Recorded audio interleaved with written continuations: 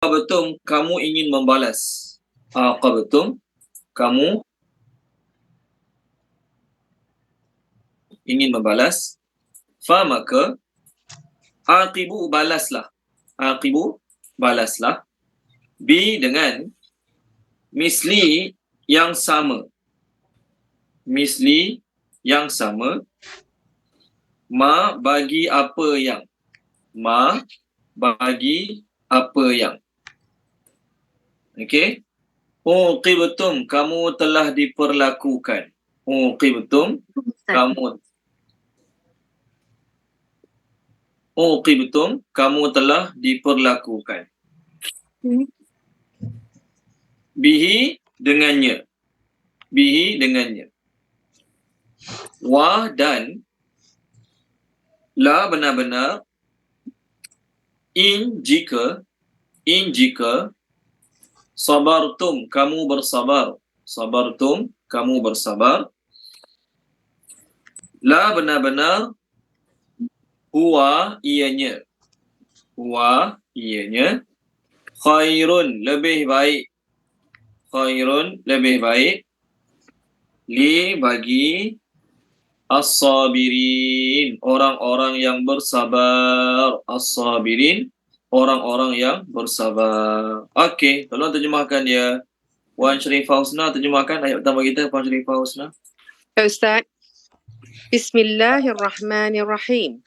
Dan jika kamu ingin membalas, maka balaslah dengan yang sama bagi apa yang kamu telah diperlakukan dengannya. Dan benar-benar jika kamu bersabar, benar ianya lebih baik bagi orang-orang yang bersabar. Okey, terima kasih Puan Sharifah Husna. Ayat ini diturunkan ketika mana Nabi SAW berkata, Nabi SAW berkata, kata apa dia? Setelah bapa saudara Nabi dibunuh, Hamzah radhiyallahu anhu dibunuh, lalu Nabi SAW kata apa dia? Wallahi la amthilanna bi sab'ina minhum makanaka. Demi Allah, aku akan tuntut bela, aku akan ambil tindak balas dengan membunuh 70 orang lelaki menggantikan tempat kamu. Nabi SAW cakap, oleh kerana pak saudara Nabi kena bunuh di peperangan Uhud, maka Nabi SAW marah sangat. Maka Nabi kata, aku akan tuntut bela, aku akan ambil tindak balas dengan membunuh 70 orang lelaki di kalangan kamu. Maka Allah kata, kalau kamu nak balas atas kezaliman orang yang menzalimi kamu, kalau kamu nak ambil tindak balas terhadap kezaliman orang yang menzalimi kamu, maka balaslah yang semisal, setanding, sebanding, yang sama. Maksudnya, janganlah orang tumbuk sekali, balas 5-6 kali. Itu tak adil. Satu nyawa dibalas dengan satu nyawa, dua nyawa balas dengan dua nyawa. Jadi kalau satu nyawa dibunuh, kita ambil tindak balas, bunuh balik 70 nyawa, itu tidak adil. Itu tidak adil. Okey?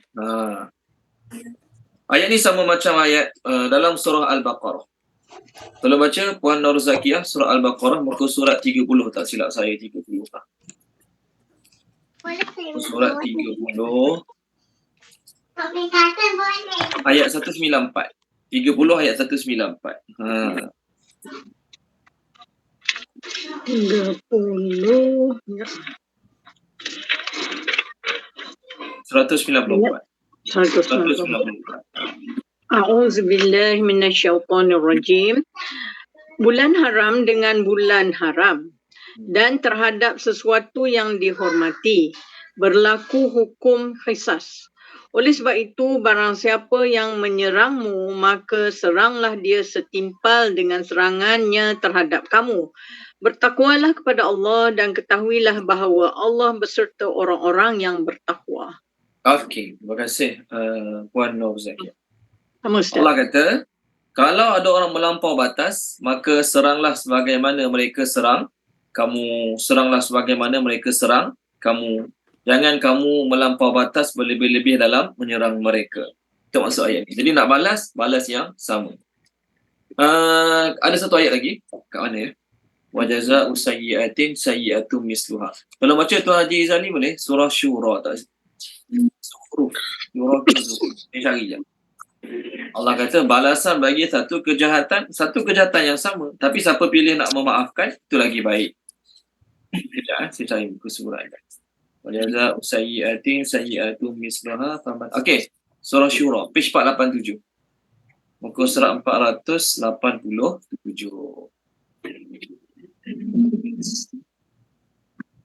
Ayat Ustaz?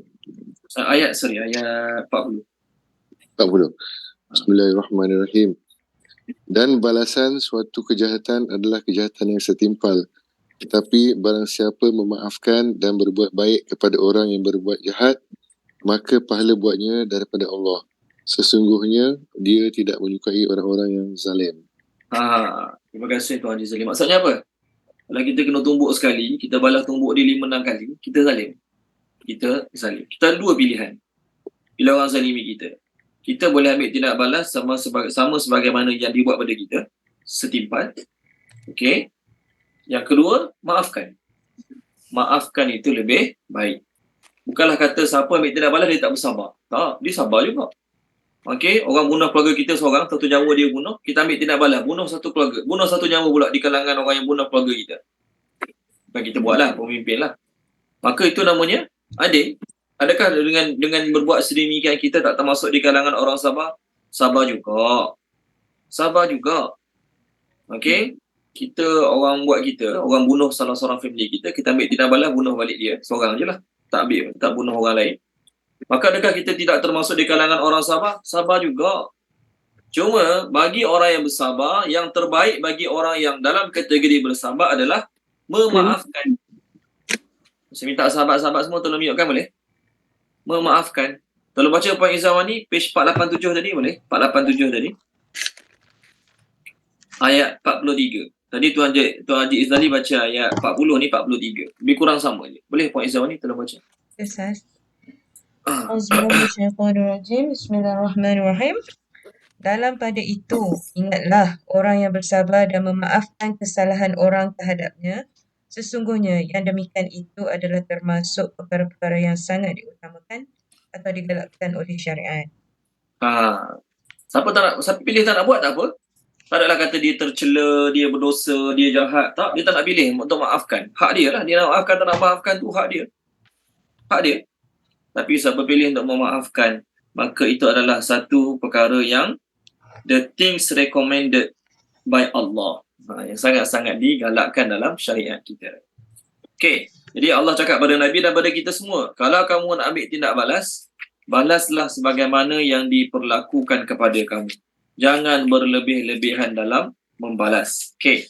Kemudian Allah kata, kalau kamu pilih untuk bersabar, maksudnya kamu tak nak ambil tindak balas, pilih untuk memaafkan, maka itu lebih baik bagi orang-orang yang bersabar. Seterusnya, wa dan isbir, bersabarlah.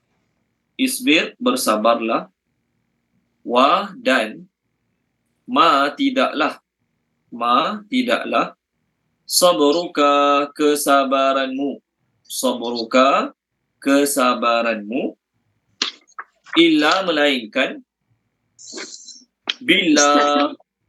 Ustaz, boleh tolong page berapa ya Ustaz? 281. Sorry.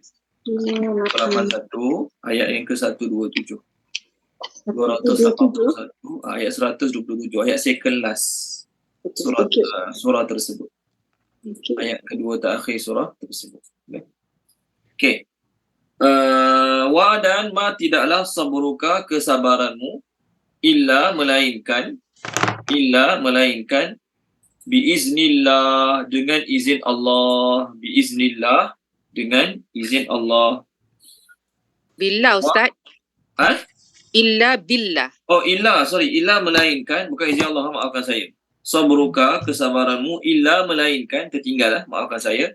Illa melainkan billah, dengan bantuan Allah. Bukan izin Allah, billah, dengan bantuan Allah. Billah, dengan bantuan Allah. Wa dan la, janganlah. La, janganlah. tahzan, kamu bersedih. Tahzan, kamu bersedih. Alaihim, ke atas mereka. Wa, dan. La, janganlah. Taku, kamu menjadi. Taku, kamu menjadi. Fi, dalam. Daiqin, kesempitan. Daiqin, kesempitan. Maksudnya kesempitan hati lah ni ya. Mimma, kerana apa yang. Mimma, kerana apa yang. Yang kurun, mereka rancangkan. Yang kurun, mereka rancangkan. They plot. Kita terjemah, they plot. Okey, baik. Tolong terjemahkan dia. Puan Siti Nolis, terjemahkan boleh Puan Siti Nolis. Bismillahirrahmanirrahim. Dan bersabarlah dan tidaklah kesabaranmu melainkan dengan bantuan Allah. Dan janganlah kamu bersedih ke atas mereka dan janganlah kamu menjadi dalam kesempitan kerana apa yang mereka rancangkan. Okey, terima kasih Puan Siti Nolis. Allah cakap pada kita dan pada Nabi dan pada kita semua, bersabarlah.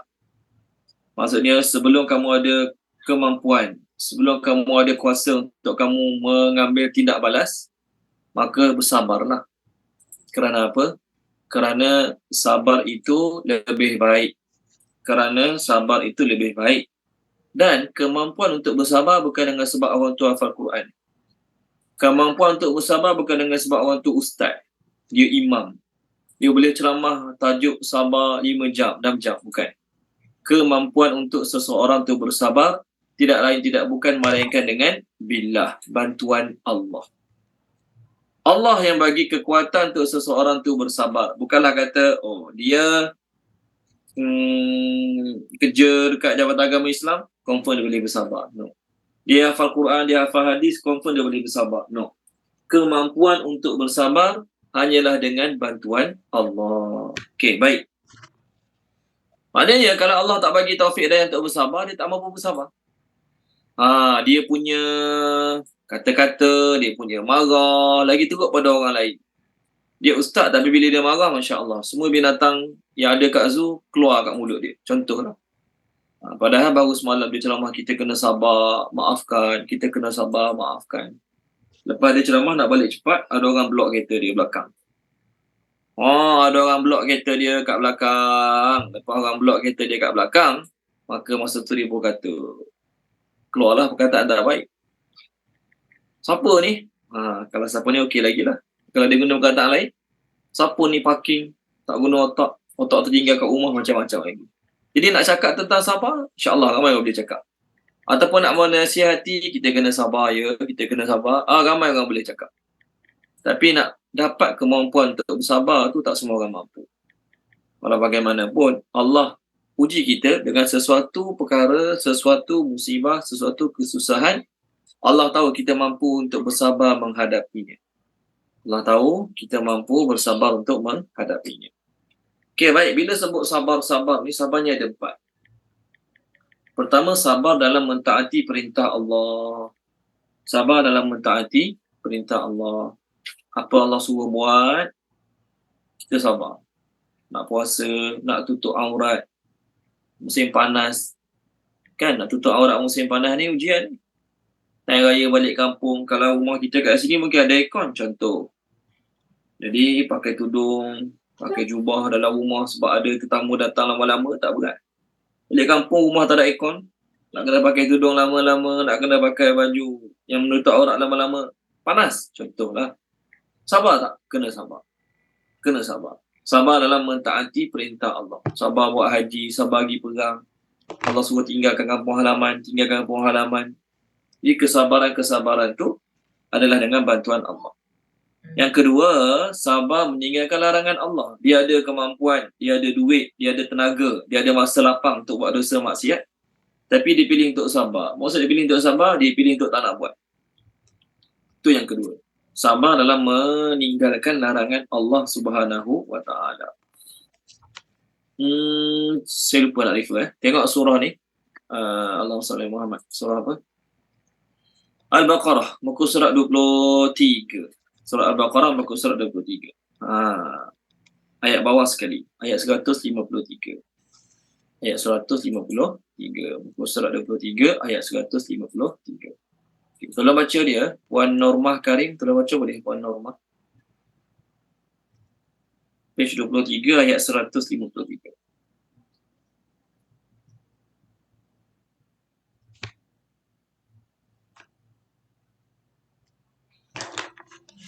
Okay, tak ada, tak apa. Tak suara. Ada. Suara. Bismillahirrahmanirrahim. Wahai orang-orang yang beriman, mohonlah pertolongan kepada Allah dengan sabar dan solat. Sungguhnya Allah bersama-sama orang yang sabar. Okay, satu ayat lagi, Puan. Muka surat 7, 7. ayat Baqarah. 45. Muka surat 7, ayat 45. Sama juga ayat dia, macam tadi. Page 7, muka surat nombor 7, surah Baqarah. Ayat 7 juga. Ayat 45. 45. Bismillahirrahmanirrahim. Dan mohonlah pertolongan kepada Allah dengan sabar dan mengerjakan solat. Dan solat itu sungguhnya berat kecuali bagi orang-orang yang khusyuk. Terima kasih Puan. Jadi Allah suruh minta tolong dengan sabar dan solat. Dengan sabar maksudnya apa? Dengan mentaati semua perintah-perintah Allah, dan paling besar solat kan. Jadi kalau orang tu dia tak solat, macam mana nak mendapat bantuan Allah? Solat pun dia fail, macam mana dia dapat bantuan Allah? Okey, baik.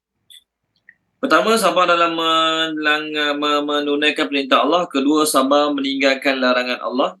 Ketiga, sabar ketika awal-awal ditimpa musibah. Sabar ketika awal-awal ditimpa musibah. Satu lagi, zaman Nabi SAW, ada seorang wanita yang kematian anak. Hadis ini diriwayatkan oleh Anas radhiyallahu anhu. Daripada Imam Bukhari dan Imam Muslim, beliau berkata, Anas radhiyallahu anhu berkata, marra Nabi sallallahu alaihi wasallam bimra'atin tabki 'inda qabrin. Nabi sallallahu alaihi wasallam lalu kat satu kubur yang mana ada wanita sedang menangis terhadap kematian ahli keluarga dia. Riwayat lain kata anak dia. Faqala ittaqillah wasbiri. Nabi kata pada dia yang sedih anak mati tu, takwalah pada Allah, sabarlah. Dia pun jawab, faqalat ilaika anni fa innaka lam tusab bi musibati. Pergi main jauh. Sedap cakap aku sabar. Kamu tak kena musibah macam aku kena sekarang. Ingat Nabi tu masa tu tak pernah menghadapi ujian anak mati. Dia rasa dia seorang jadi ujian anak mati masa tu. Jadi dia kata kat Nabi, pergi jauh. Kamu tak diuji macam mana aku diuji. Walam ta'rifhu, tapi dia tak tahu yang tu Nabi. Sedih sangat, tak perasan cakap tu Nabi. Faqila laha innahu Nabi sallallahu alaihi wasallam. Allah cakap kat dia, yang tegur awak tadi tu Nabi. Yang tegur awak suruh sabar tadi tu Nabi. Fa'atat baban Nabi sallallahu alaihi wasallam falam yajid indahu bawabi. Dia pun pergi rumah Nabi sallallahu alaihi wasallam. Dia tengok tak ada orang pun jaga pintu rumah Nabi. Dia pun beri salam, dia masuk. Dia pun kata pada Nabi, faqalat lam a'rifka ya Rasulullah, minta maaf lah tadi saya tak perasan yang cakap tu tadi tuan. Saya ingat ke siapa dah kak? Ingat ke orang mana cakap? Rupanya cakap tu tuan. Minta maaf lah tak perasan. Maka apa kata Nabi sallallahu alaihi wasallam? Innamas sabru indas sadamatil ula. Sabar orang tu di sisi Allah. Allah kira dia orang bersabar. Allah anggap dia orang bersabar ketika awal-awal ditimpa musibah. Ketika awal-awal ditimpa musibah. Bukannya lepas minggu aku redha dengan kematian anak aku. Aku redha dengan perkara menimpa keluarga aku. Tak, awal-awal tu Allah nak tengok. Macam mana awal-awal? Kalau tak dia macam orang Arab. Orang Arab bila ada family dia mati, koyak-koyak baju dia, tampar pipi, dia menangis kuat-kuat, merauk kuat-kuat. Okey? Ataupun sekarang ni kalau kita tengok filem orang India lah, kebanyakan orang India bila ada family dia mati, my fall semua. Contohlah. Okey, lepas beberapa hari barulah dia tenang, barulah dia kata terima takdir ketentuan. Tak, Allah nak tengok sabar tak sabar tu masa awal-awal. Bukan lepas 3 hari barulah saya terima takdir. Tak. Ada hadis yang lain daripada Imam Ahmad, Imam Tirmizi, daripada Abu Musa radhiyallahu anhu. Beliau berkata, Nabi sallallahu alaihi wasallam bersabda, idza mata waladul abdi. Apabila seorang anak kepada salah seorang hamba-Ku meninggal dunia. Sayang anak lah kan. Kita sedih lah adik-adik mati, mak ayah mati, semua sedih. Tapi anak ni lagi beratlah ujian dia. Qala Allah Ta'ala lil malaikah qabattum walada abdi. Maka Allah tanya malaikat. Allah tahu dah malaikat cabut nyawa anak dia ni.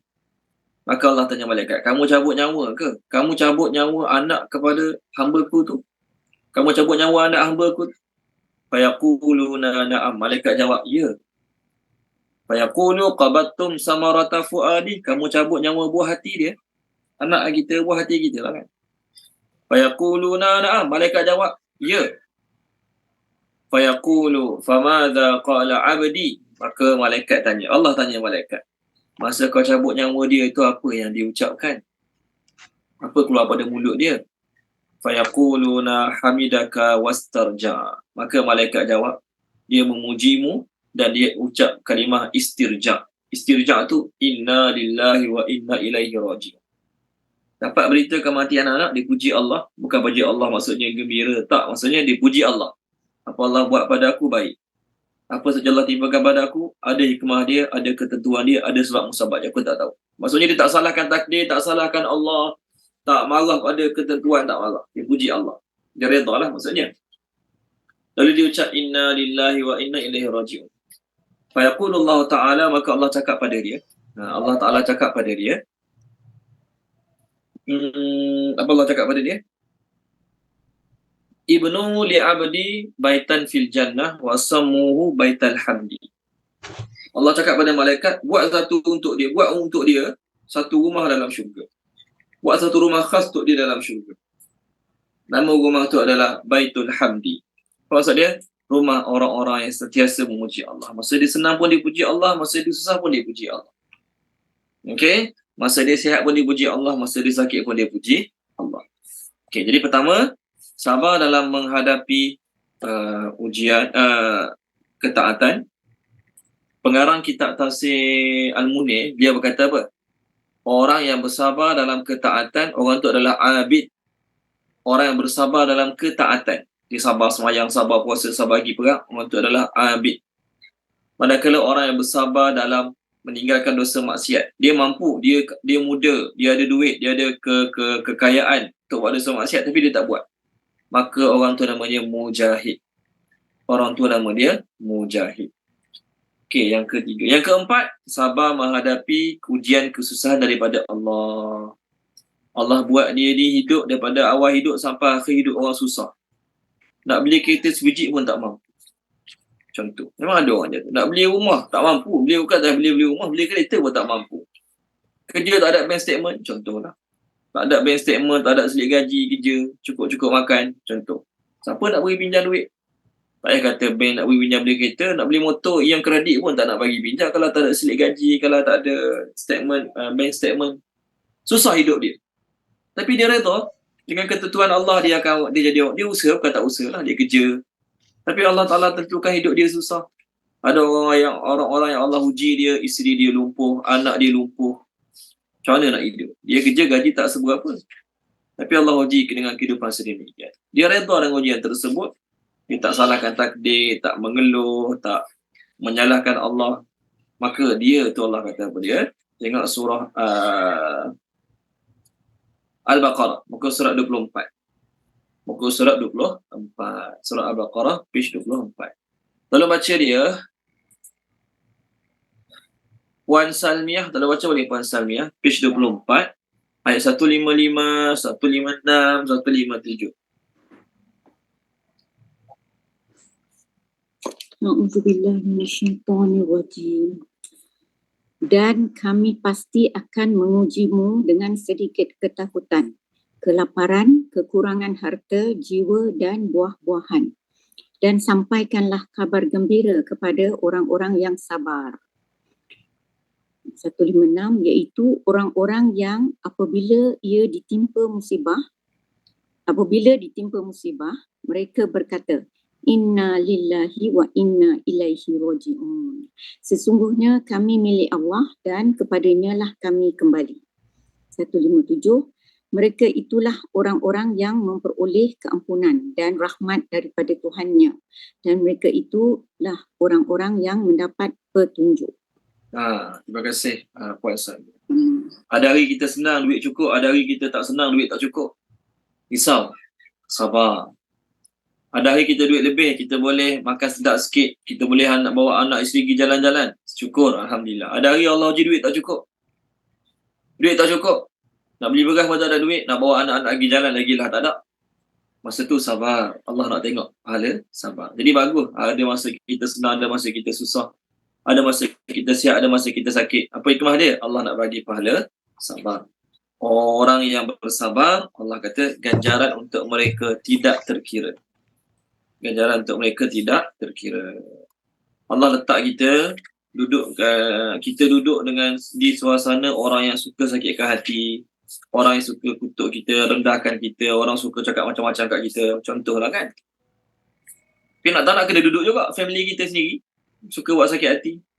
Kat tempat kerja kita ada kawan-kawan suka buat sakit hati, ada staff-staff suka buat sakit hati kita. Kita tak boleh nak berhenti kerja tempat lain, sebab kalau kerja tempat lain tak tahu lagi suasana macam mana, jauh daripada rumah tempat kerja, gaji tak tahu macam mana, jadi duduk jugalah, ngadak jugalah kawan-kawan yang mulut busuk. Ataupun family sendiri, bini kuat membebel, suami jenis cepat marah, kena sabar. Okey? Maka Allah kata, Allah akan uji sebahagian kamu dengan perangai sebagai manusia yang lain. Atas birun, Allah nak tengok kamu bersabar ke tak bersabar. Kalau baca dia Tuan Haji Aziz, boleh Tuan Haji Aziz, muka surat 361. Muka surat 361 ayat bawah sekali, ayat 20, surah Al-Furqan.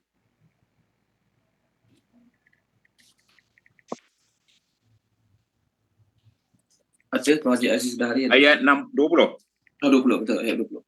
Bismillahirrahmanirrahim.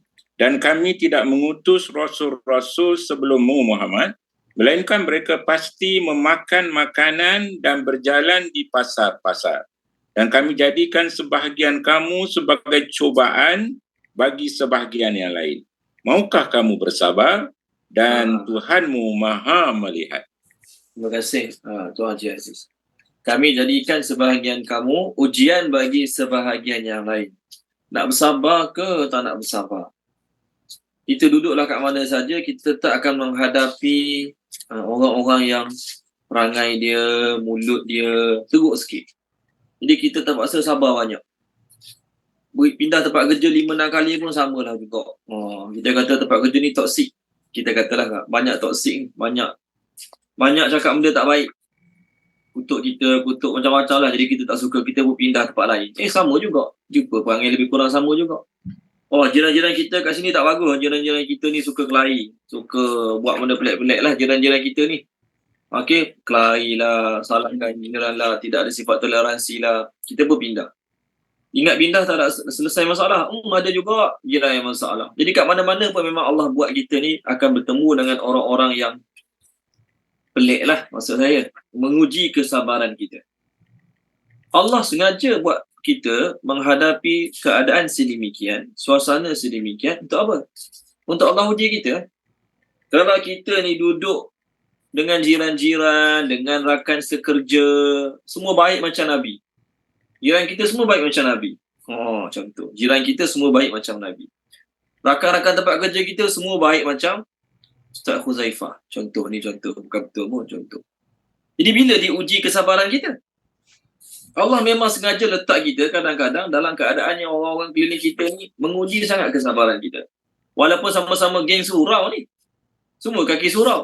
Tapi dalam banyak-banyak kaki surau tu ada juga yang jenis mulut main lepas je. Nak marah main lepas je. Jadi kita terasa hati. Kita pun kadang-kadang kecil hati. Kenapa Allah buat kita berhadapan orang macam tu?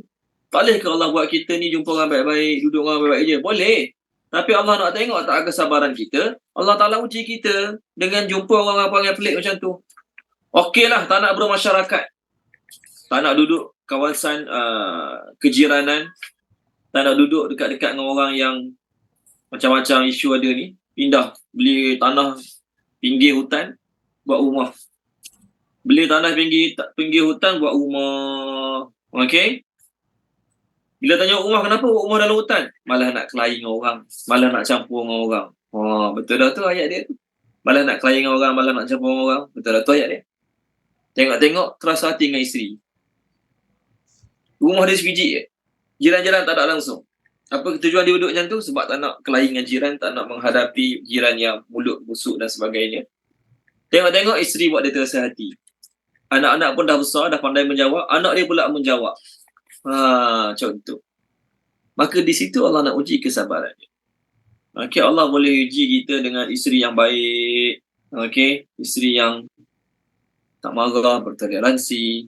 Okay, yang jenis yang sentiasa jaga hati suami, boleh. Tapi Allah uji kita dengan isteri yang kadang-kadang ada kekurangan je. Suami pun sama, walaupun dia ustaz, walaupun dia imam, walaupun dia siapa saja, ada hari dia marah, ada hari dia lepas marah, ada hari dia membebel banyak sikit. Contoh. Kenapa Allah letak kita pada suasana macam tu? Allah nak uji kita.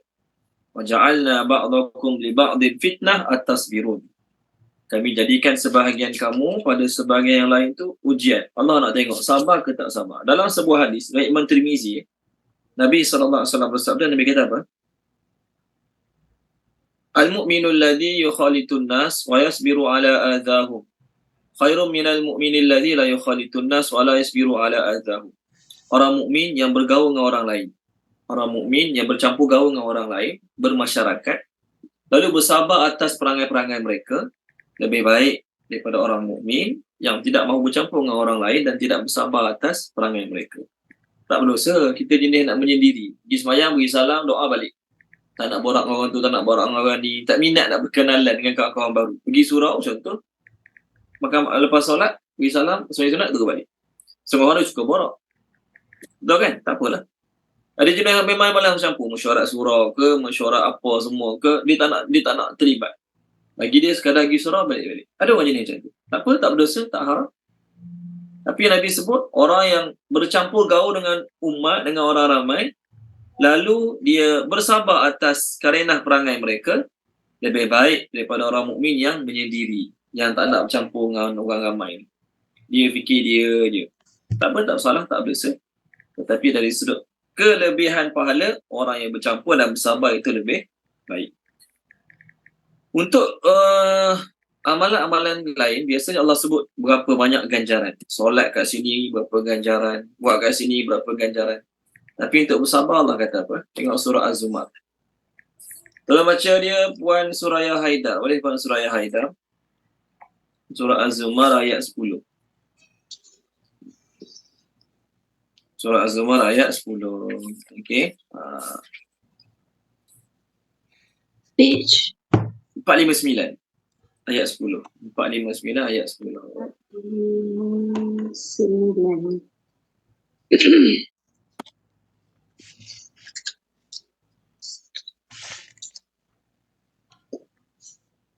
Bismillahirrahmanirrahim. Katakanlah Muhammad, wahai hamba-hambaku yang beriman, bertakwalah kepada Tuhanmu. Bagi orang-orang yang berbuat baik di dunia ini akan memperolehi kebaikan. Dan bumi Allah itu luas. Hanya orang-orang yang bersabar yang disempurnakan pahalanya tanpa batas. Terima kasih Puan Suraya. Orang bersabar, Allah Ta'ala akan bagi ganjaran mereka without reckoning, tidak terkira. Banyak mana kita tak tahu. Kat akhirat nanti, ketika mana Allah marah, mengecam ahli neraka, Allah cakap pada ahli neraka, dulu kat dunia ada hamba-hambaku yang aku beri balasan kepada mereka dengan sebab mereka bersabar. Tolong baca dia, Puan Tamsiah boleh? Tolong baca Puan Tamsiah, page 349. Nak cerita orang sabar ni, ganjaran Allah bagi kat akhirat syurga. Page 349. 49.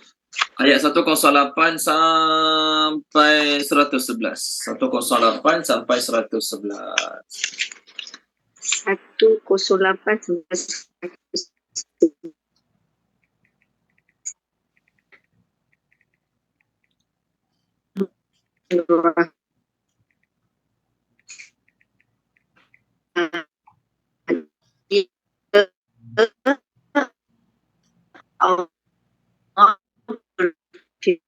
Tinggallah janganlah Puan Tamsiah, hamba, minta maaf lah, tak dengar maka jelas lah. Awak dengar ke ampunilah tak dengar? kami dan berilah kami rahmatmu. Engkau adalah Puan Tamsiah, Tak dengar Ustaz. Dia putus. rahmat yang betul lah. terbaik. Semula Puan Tamsiah boleh? Satu-satu jadi tak dengar. No, tak dengar. Dekat sikit ke, sekali lagi ke, kuat sikit boleh ke? Nanti saya besarkan sikit. Boleh. Ni dengar Ustaz. Dengar, ni Okey. dengar. Dia Allah berfirman, tinggallah kamu dengan hina di dalamnya dan janganlah kamu berbicara dengan aku. 109, sesungguhnya ada segolongan daripada hamba-hambaku berdoa, ya Tuhan kami telah beriman, maka ampunilah kami dan berilah kami rahmatmu. Engkau adalah pemberi rahmat yang terbaik. 1010, lalu kamu jadi Puan, tak ada kosong. 110 je. 110. Lalu kamu jadikan mereka bahan ejekan sehingga kamu lupa untuk ingat aku dan kamu selalu mentertawakan mereka.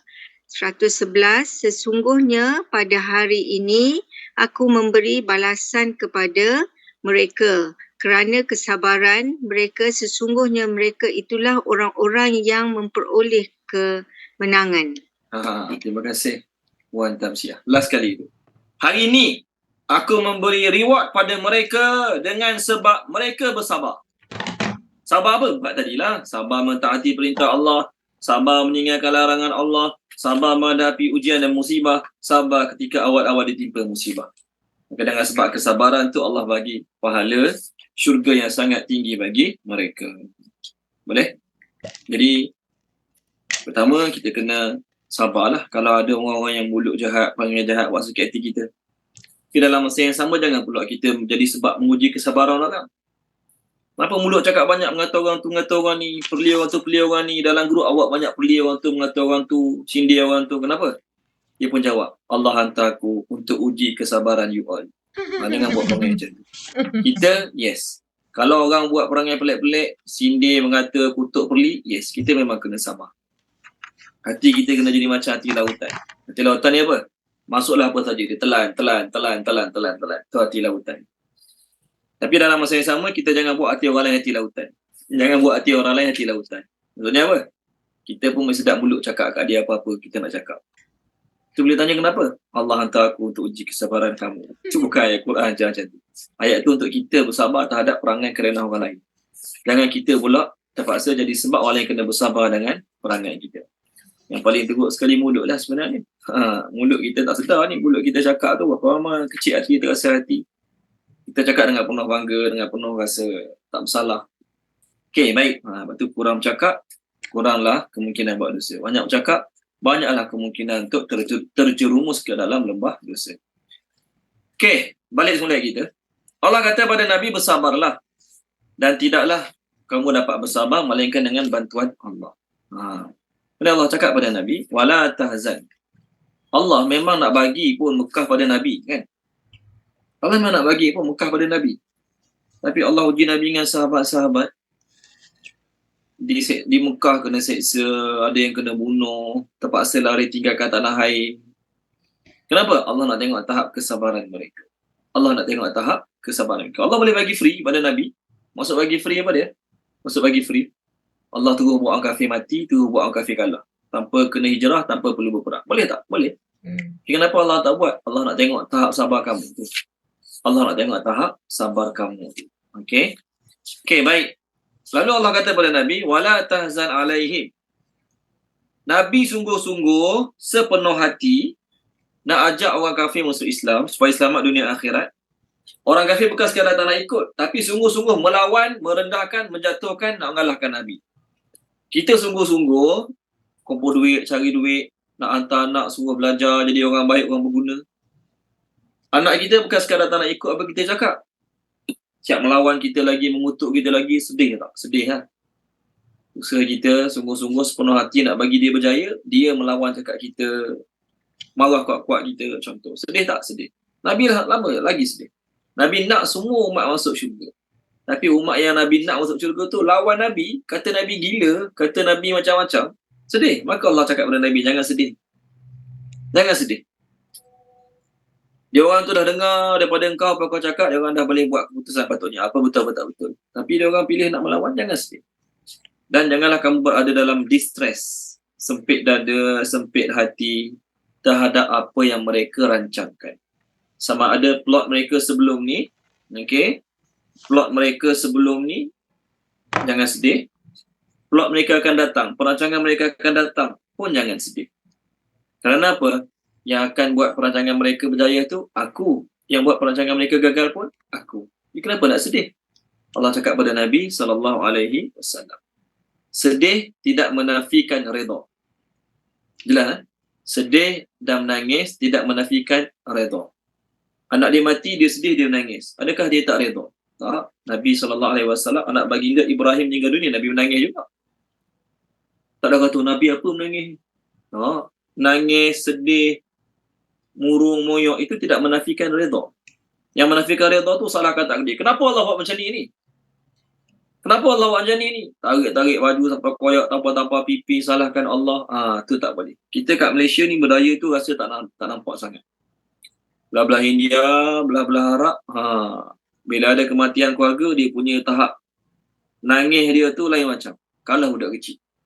Budak kecil senang, boleh senang sikit nak pujuk budak kecil ni. Bagi aiskrim, bagi coklat, KitKat, senang dah berhenti menangis budak kecil. Ni orang dah tua menangis ni, dia punya nak pujuk dia lain macam sikit. Okay. Yang kedua, Allah kata pada Nabi, jangan sedih dan jangan kamu terasa sempit diri, jiwa dan fikiran terhadap apa yang mereka rancang. Kenapa? Mereka rancang apa pun, kalau aku kata tak berjaya, tak akan berjaya. Okay. Mereka rancang, tak perlu perancangan yang besar. Perancangan yang kecil je. Kalau aku kata berjaya, berjaya. Apa yang membuatkan Allah Ta'ala gagalkan perancangan orang kafir dan apa yang membuatkan Allah Ta'ala jayakan perancangan orang kafir? Itu soalan dia. Apa yang akan menyebabkan perancangan orang kafir jadi gagal, lalu dia tak berjaya hapuskan Islam ataupun memberi musibah pada Islam? Dan satu lagi, apa yang menyebabkan perancangan orang kafir berjaya? Maksudnya mereka berjaya bunuh, tawan, jajah negeri orang Islam. Apa penyebabnya? Penyebab dia, kalau Allah suka dengan amalan kita, Allah suka dengan perbuatan kita, Allah suka dengan akhlak perilaku kita, Allah akan tolong kita dengan menggagalkan mereka. Tapi kalau Allah tak suka dengan perangai kita, tak suka dengan akhlak kita, maka Allah tak tolong kita. Jadi bila Allah tak tolong kita, apa berlaku? Ustaz Abdul Somad kata, bila Allah tak tolong kita, golongan yang kuat, golongan yang ramai, golongan yang senjatanya lebih maju, confirm akan mengalahkan golongan yang sikit, yang lemah, yang senjatanya tidak maju. Allah biar, siapa lebih kuat dia akan mengalahkan yang kurang kuat. Tapi kalau Allah nak tolong, walaupun musuh tu ramai, senjatanya hebat, orang Islam sikit, Allah nak tolong, orang Islam tetap boleh menang. Okay. Apa janji? Siapa yang Allah Ta'ala nak tolong? Ayat 128, ayat terakhir. Inna sesungguhnya, sambung, ayat 128, ayat terakhir. Allah ma'a bersama. Alladzina orang-orang yang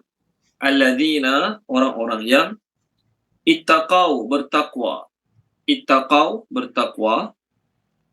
Wah dan alladzina orang-orang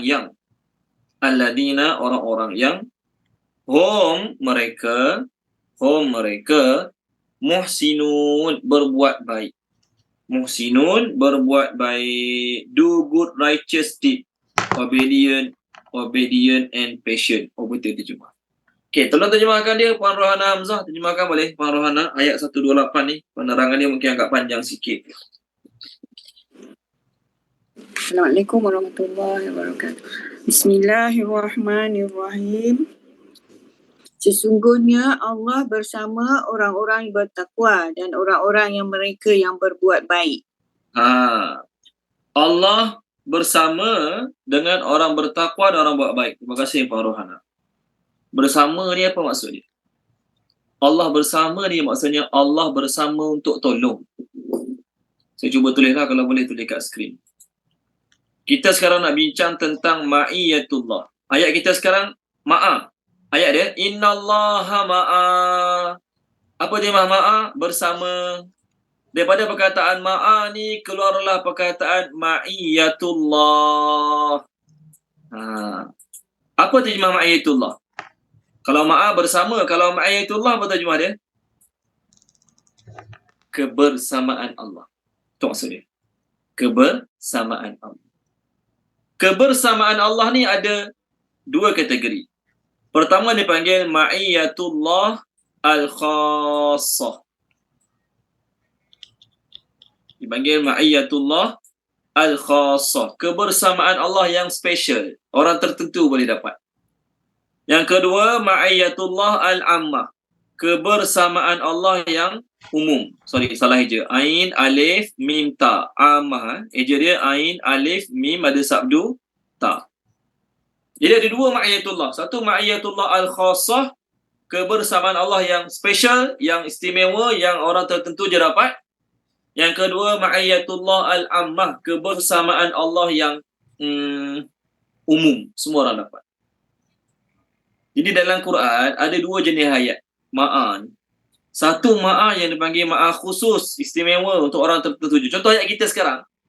Ayat kita sekarang, Allah bersama orang bertakwa dan orang buat baik. Maksudnya, Allah hanya akan bersama untuk tolong dan lindungi orang bertakwa dan orang buat baik. Orang putih terjemah. Kan? Orang putih terjemah. Allah with it to help and protect those who bertakwa dan orang-orang yang buat baik. Jadi Allah bersama ni, Allah bersama bukan sekadar bersama saja. Allah bersama untuk tolong dan lindungi. Ini dipanggil al-khassah. Macam mana nak tengok? Tengok ayat yang Allah ma'a. Ada perkataan Allah ma'a tu, ialah tu. Dapatlah al-khassah ni. Tapi tak semua. Ada ma'a, dipanggil ma'iyatullah, kebersamaan Allah yang umum. Semua orang dapat. Yang ni tak payah buat apa-apa. Buat bodoh je. Tak semayang, tak tutup aurat, tak puasa, tak bayar zakat. Minum arak, judi, ambil rasuah. Hari-hari. Istiqamah, berjudi. Hari-hari. Tanpa miss satu hari pun. Pun dapat juga ma'iyatullah al-am. Jadi tak semua ayat Quran ma'a tu memberi makna Allah akan tolong. Contoh ayat yang Allah akan tolong. Tadi siapa baca mula-mula tadi surah Baqarah. Ya ayyuhalladzina amanu ista'inu. Puan Normah baca tadi. Muka surat 23. Cuba tengok balik, saya baca. Tadi Puan Normah dah baca untuk kita. Page 23 ayat bawah sekali. Ya ayyuhalladzina amanu ista'inu bis-sabri was-salah. Innallaha ma'as-sabirin. Wahai orang beriman, mintalah tolong kepada Allah dengan sabar dan solat. Allah bersama dengan orang-orang yang sabar. Jadi Allah bersama dengan orang sabar nak buat apa? Allah bersama bantu mereka, lindungi mereka, beri mereka kekuatan hati, ketabahan hati. Ni kita nak dapat. Kita dapat yang ni lah, ma'iyatullah al-khassah. Satu lagi, ma'iyatullah al-ammah. Terjemah dia, Allah bersama kamu, Allah bersama mereka. Tapi yang ni bukan special. Semua orang dapat. Contoh, tengok surah Al-Hadid. Surah Al-Hadid. Lepas surah Waqi'ah. Siapa ya? Tuan Haji Rashid tolong baca boleh Tuan Haji Rashid. Surah Al-Hadid. Ada perkataan wa huwa ma'akum aina ma kuntum. Muka surat 538. Ayat 4. 538 ayat 4. Ada perkataan ma'a juga kat situ. Ayat 4.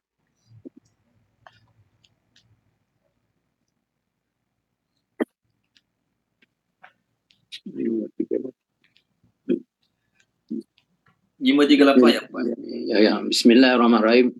Dialah yang menciptakan langit dan bumi dalam 6 masa. Kemudian dia bersemayam di atas arasy.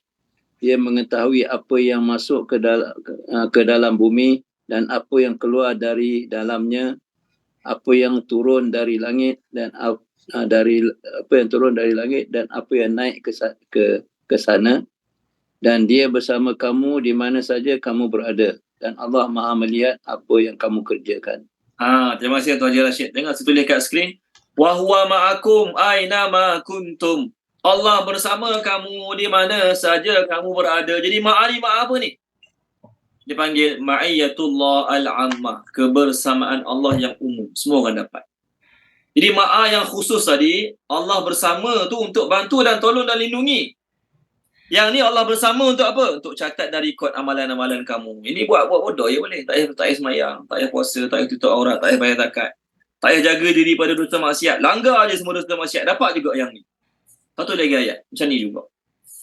Kat sini, wa huwa ma'ahum. Muka surat 543 ayat 7. 543 ayat 7 surah Al-Mujadalah. Tolong baca dia. Puan Maisarah boleh? Puan Maisarah. Tolong baca Puan Maisarah. Page 543 ayat 7. Ayatnya, huwa ma'ahum aina ma kanu. Ada ma'a juga kat situ.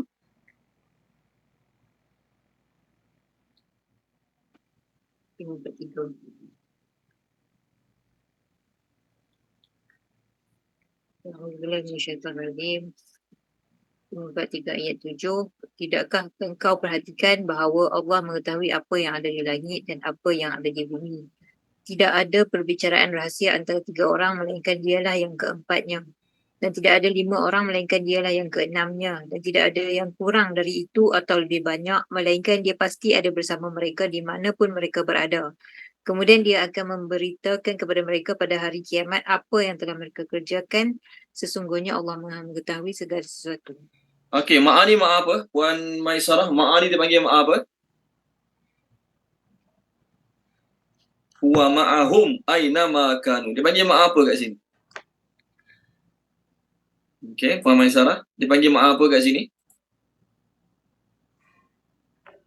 Ni. Ma'iyatullah al-ammah. Boleh? Kebersamaan Allah yang umum. Semua orang dapat. Yang kita nak dapatkan dalam hidup kita adalah kebersamaan Allah yang khusus, yang special. Allah bersama untuk tolong, untuk bantu. Itu yang kita nak. Kita nak ma'iyatullah yang khusus. Istimewa. Jadi kalau katakanlah, contoh ada artis tu. Contoh artis ke tak kisahlah ni siapa saja. Dia tak tutup aurat, tak semayang. Contohlah ni, tak tutup aurat, tak semayang. Lepas tu terlibat dengan dosa maksiat, arak, judi contoh. Lepas tu dia berlakon, pengarah filem tak nak bagi dia duit gaji ataupun bayaran dan sebagainya. Lalu dia pun membebel lah kat media. Dia kata apa? Saya tak kisah. Saya di pihak yang benar, Allah bersama saya. Saya tak kisah. Saya di pihak yang benar, Allah bersama saya. Betul ke salah apa dia cakap? Tuan-tuan dan puan-puan, betul ke salah apa dia cakap? Soalannya. Betul. Ya? Betul. Betul? Betul? Betul lah, Allah bersama saya. Dia tak semayang, tak tutup aurat, tak puasa. Apa lagi? Ni contoh. Tak bayar zakat. Hari-hari berjudi, hari-hari minum arak. Lepas tu bila tak dapat bayaran dia berlakon. Bos dia, pengarah filem tak bagi bayaran kat dia. Dia kata apa? Saya yakin saya di pihak yang benar dan Allah bersama saya. Kita dengar nak termuntah. Allah bersamamu apa? Semayang pun tak. Contohlah ni bukan saka buruk tak. Jadi tak salah kalau dia kata Allah bersama saya. Sebab apa? Yang ammah tadi. Ma'iyatullah al-ammah. Bahkan kalau Fir'aun hari ni hidup, Fir'aun masih hidup. Okey, lepas tu Fir'aun dijatuhkan takhta dia. Lalu Fir'aun berkata apa? Allah bersama saya. Pun tak salah. Qarun. Apa lagi? Namrus. Iblis, Allah bersama saya. Tak salah. Maksudnya kita ni kalau tak semayang, tak amal agama, tak buat apa Allah suruh, apa Allah larang kita buat hari-hari, istiqamah apa yang Allah larang kita buat hari. Lalu kita pun sedap mulut tulis kat Facebook ke kat mana-mana status, Allah sentiasa bersamaku. Tak salah, betul lah. Semua orang boleh tulis macam tu. Allah memang sentiasa bersama manusia, dipanggil ma'iyatullah al-ammah. Kebersamaan Allah yang umum. Semua orang boleh dapat. Tak payah buat apa-apa. Buat relax, buat bodoh je. Semua boleh dapat. Yang kita nak ni adalah ma'iyatullah al-khassah. Kebersamaan Allah yang khusus. Allah bersama dengan orang-orang yang khusus tertentu ni untuk apa? Tolong, bantu, lindung. Jadi nak dapat ma'iyatullah al-khassah ni, kita kena buat beberapa perkara. Baru boleh dapat. Tak boleh buat dono, buat bodoh, tak semayang, tak apa semua. Tak boleh. Kena buat beberapa perkara. Pertama, ayat surah Baqarah tadi. Muka surah 23 tadi, ayat bawah sekali kan. Dia boleh tulis. Pertama nak dapat ma'iyatullah kena ada sifat sabar. Pertama nak dapat ma'iyatullah kena ada sifat sabarlah. Ya ayyuhalladzina amanu ista'inu bis sabri was salah innallaha ma'as sabirin. Allah bersama dengan orang-orang yang sabar. Yang pertama. Yang kedua, jadi bila sebut sabar ni termasuklah semayang, tinggalkan dosa maksiat, sabar menghadapi kesusahan, sabar ketika awal-awal ditimpa musibah. Okey, ni yang pertama. Kena ada sifat sabar. Yang kedua, takwa dan tawakal. Takwa dan tawakal. Ayat kita sekarang. Innallaha ma'al ladzina taqaw. Sesungguhnya Allah bersama dengan orang-orang yang bertakwa. Tadi Puan Nur Zakiyah baca muka surat 30 pun sama juga. Wa'lamu apa ayat dia? Wattaqullaha wa'lamu annallaha ma'al muttaqin. Yes, wattaqullaha wa'lamu annallaha ma'al muttaqin. Bertakwalah kepada Allah dan ketahuilah Allah bersama dengan orang-orang bertakwa. Tolong baca sekali lagi muka surat 30 ayat 194. Tolong baca dia Puan Nur Hidayah Ahmad, tolong baca boleh. Kat situ ada ma'a in wa'lamu annallaha ma'a. Boleh? Muka surat 30 ayat 194. Puan Nur Hidayah Ahmad. 30 ayat 194. Okey, bismillahirrahmanirrahim. Bulan haram dengan bulan haram dan terhadap sesuatu yang dihormati berlaku hukum qisas. Oleh sebab itu barang siapa yang menyerangmu, maka seranglah dia setimpal dengan serangannya terhadapmu. Bertakwalah kepada Allah dan ketahuilah bahawa Allah beserta orang-orang yang bertakwa. Okey, berserta. Terima kasih Puan. Allah berserta dengan orang bertakwa. Maksudnya Allah bersama dengan orang bertakwa. Kalau kita tak usaha untuk dapat sifat takwa, jangan harap dapat bantuan Allah. Kalau kita tak nak usaha untuk dapat takwa, jangan harap dapat bantuan Allah. Takwa ni bukan pilihan. Apa maksud bukan pilihan? Siapa nak takwa, takwalah. Siapa tak nak, tak apa. Mana ada? Takwa ni perintah Allah. Banyak ayat wattaqullah, wattaqullah, wattaqullah. Allah suruh takwa. Maksudnya wajib kena dapatkan takwa. Tak boleh satu orang tu dia kata, takwa ni buat tak apa. Nak buat, tak nak buat sudah. Tak, mesti kena bertakwa. Takwa tu apa? Menjauhkan diri pada dosa maksiat. Apa definisi takwa? Definisinya ialah ayyaj'alal amdu bainahu wa baina rabbih wiqayatan min sakhatihi wa ghadabihi wa azabihi. Seorang hamba dia menjadikan antara dia dan Allah satu dinding yang menyelamatkan dia daripada murka Allah, marah Allah dan azab Allah. Itu takwa. Umar Al-Khattab radhiyallahu anhu tanya Ubay bin Ka'ab, apa itu takwa? Maka Ubay bin Ka'ab jawab, pernah tak tuan lalu kat satu tempat yang banyak duri? Maka Umar Al-Khattab radhiyallahu anhu jawab, pernah. Ubay bin Ka'ab tanya Sayyidina Umar, apa yang kamu buat masa kamu lalu kat tempat yang banyak duri? Maka Umar radhiyallahu anhu jawab, saya akan jaga kaki saya, pelihara kaki saya daripada terbijak sebarang duri pun. Tak nak berbijak langsung lah. Maka Ubay bin Ka'ab jawab, itulah takwa. Seseorang yang menjaga diri dia, memelihara diri dia daripada melakukan sebarang dosa pun. Sungguh-sungguh jaga. Tapi kalau terbuat macam mana? Ya, memang kita akan terbuat juga walaupun kita niat nak jaga.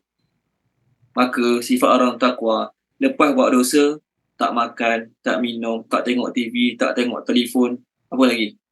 Tak nak borak dengan siapa-siapa, selagi mana dia tidak bertaubat pada Allah Ta'ala.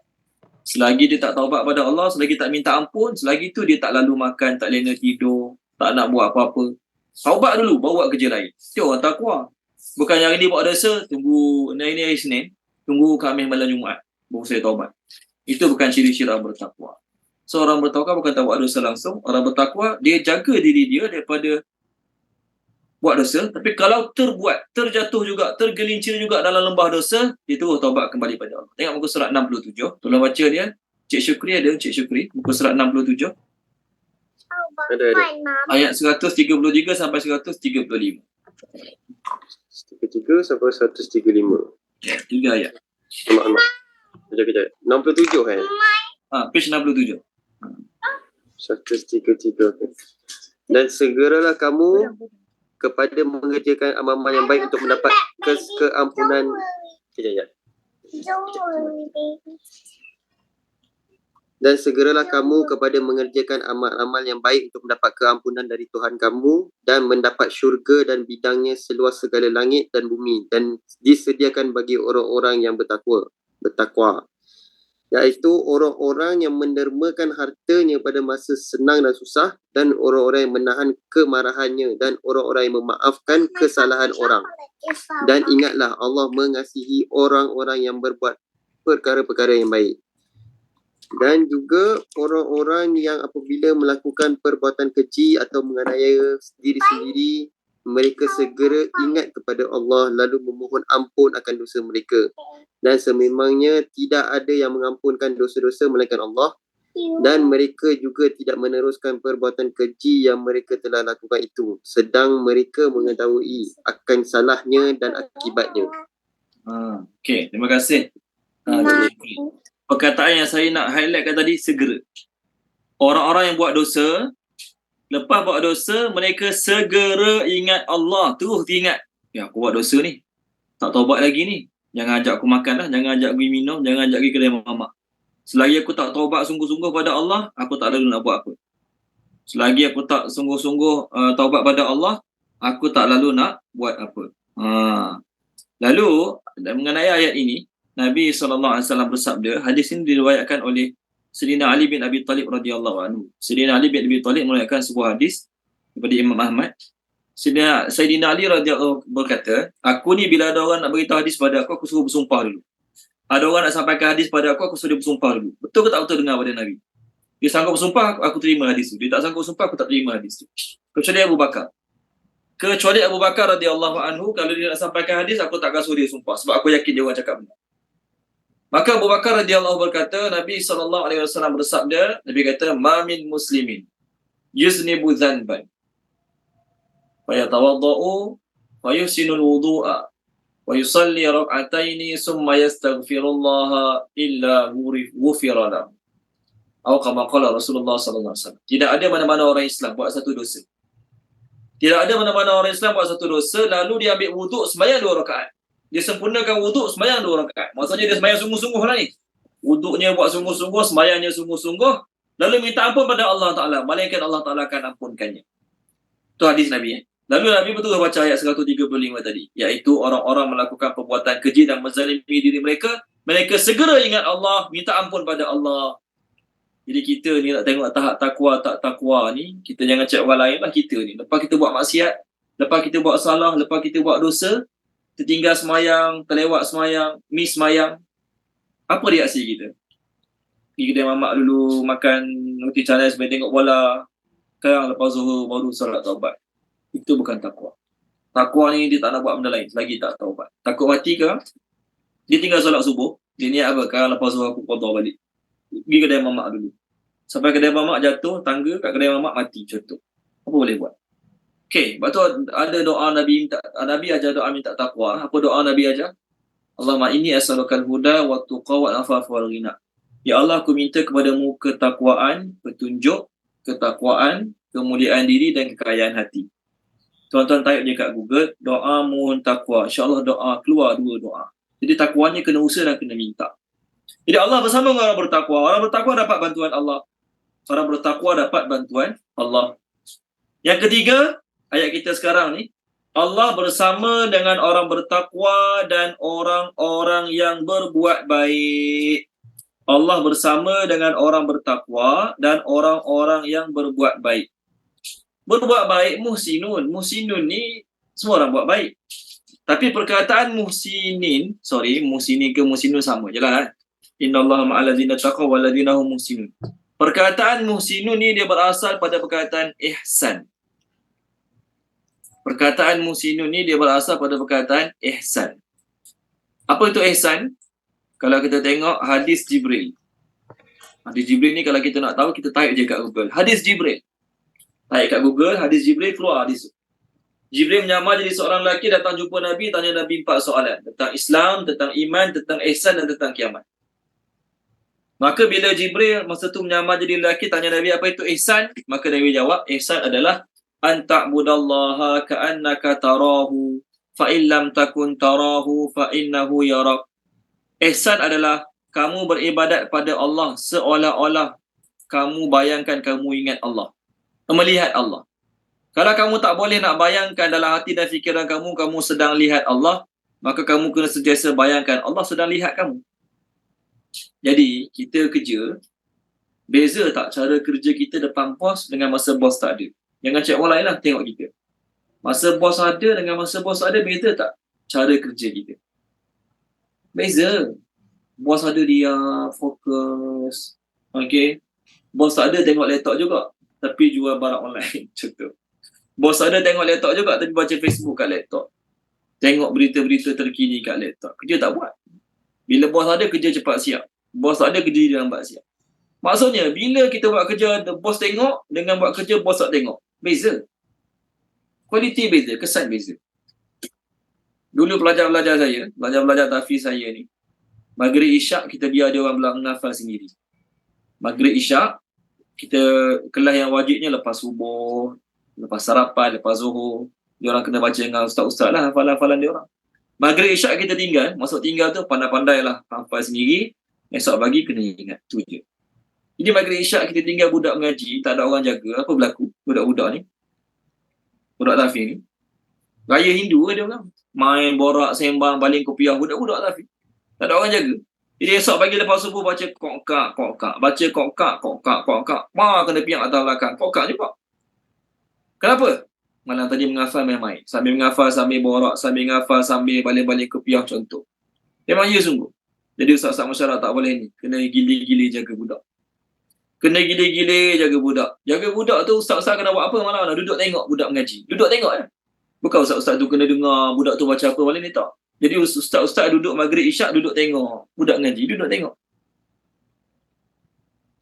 Jadi kesan dia alhamdulillah. Bila ustaz-ustaz ada setiap malam tengok budak mengaji ni, esok pagi hafalan dia orang boleh ingat dengan baik. Hafalan dia orang boleh ingat dengan baik. Budak umur 13 belah bukannya ada kesungguhan mana pun. Lainlah budak tu, budak dah habis belajar, lepas masuk universiti, kesedaran diri tu lain. Jadi kerja ustaz-ustaz tengok budak mengaji, tengok. Jadi bila ustaz tengok budak menghafal, dia nak main. Dia nak borak. Mainlah kalau berani, boraklah kalau berani. Contoh. Bukan gangster, nak beritahunya kita ambil tindakan lah. Jadi bila ustaz tengok, hafalan dia bagus, kualiti bacaan dia bagus. Sebab ada orang tengok. Sama lah juga, kita ni kalau semayang tak ada, dalam hati tidak ada perasaan Allah sedang tengok, cincai-cincai, janji buat lah. Janji semayang. Daripada dapat nama orang tak semayang, baik semayang juga. Tapi tak apa-apa. Jadi cuba kita bayangkan kita semayang, Allah sentiasa tengok kita daripada awal sampai habis semayang. Macam mana kualiti semayang? Masya Allah. Jom kita nak kat sini ni. Tu yang kita nak muhsinin ni. Kita nak jadi muhsinin yang solat kita bukan sekadar solat tapi kualiti. Puasa tak makan tapi mata tengok berkata. Tengok benda-benda tak elok. Tengok cerita-cerita yang ada wanita-wanita tak aurat, tak jaga aurat. Mata tengok. Puasa. So masa kita puasa tu Allah tak tengok kita ke? Allah hanya tengok mulut kita je masa kita puasa. Makanan masuk ke makanan tak masuk. Tu je ke Allah tengok? Salah. Jadi orang muhsinin ni adalah orang yang bukan sekadar buat tapi dia buat sesuatu amal perintah Allah tu dengan penuh kualiti. Nabi Ibrahim, page kita sekarang, apa Allah kata Nabi Ibrahim? Ayat kita sekarang, page yang sama ni. Minggu lepas kita lalu ayat tu kan. Muka surat 281 ni. Allah kata pada Nabi Ibrahim, ayat satu ayat mana ya?